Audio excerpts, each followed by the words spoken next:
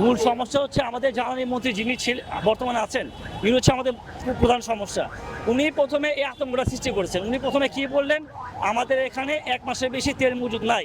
আর এখন যদি উনি বলে যে তেলের কোনো সংকট নাই, তাহলে কিভাবে হবে? কিছুদিন পর যে উনি এটা বলবে না, ভাই এখন তেল নাই, তোমরা যে তার মতো করে ব্যবস্থা করো, গণপরিবহন চলাচল করো, তখন এটা দায়ভার কে নেবে? উনি নেবে দায়ভার? এর চেয়ে বর্তমানে আমাদের অবস্থা। আমি এখানে কোনোভাবেই বলবো না যে আমাদের মতো জনগণ যারা আছে তাদের কোনো ভুল নাই। এটা সরকারের দূরদৃষ্টিতার অভাব ছিল এখানে, আমি বলবো এটাই। তাহলে যদি তাই হয়ে থাকে, তাহলে এতগুলো পাম্প বন্ধ কেন? উনি কোনো ব্যবস্থা নিতে পারতেছে যে কেন এতগুলো তেলের পাম্প বন্ধ আছে? ব্যবস্থা নিয়ে কেউ রাখছে, দেখি কি মানে কে ব্যবস্থা নিতে পারে। এটা উনি সিন্ডিকেটকে উনি প্রশ্রয় দিচ্ছে।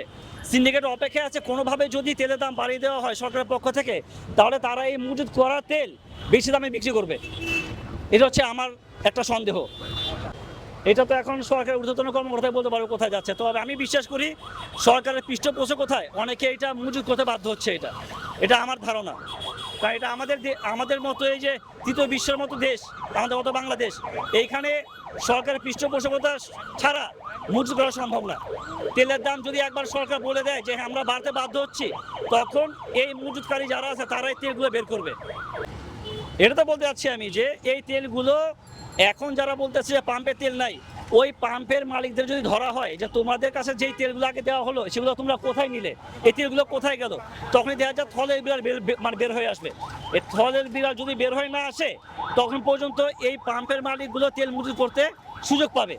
তাই আমি চাই, এবং আমি সরকারের ঊর্ধ্বতন কর্মকর্তা যারা আছে তাদেরকে বলবো, আপনারা যেসব পাম্পগুলো বলছে যে তেল নাই এবং পাম্প বন্ধ করে রেখেছে, তাদের বিরুদ্ধে আপনারা যথাযথ ব্যবস্থা গ্রহণ করেন।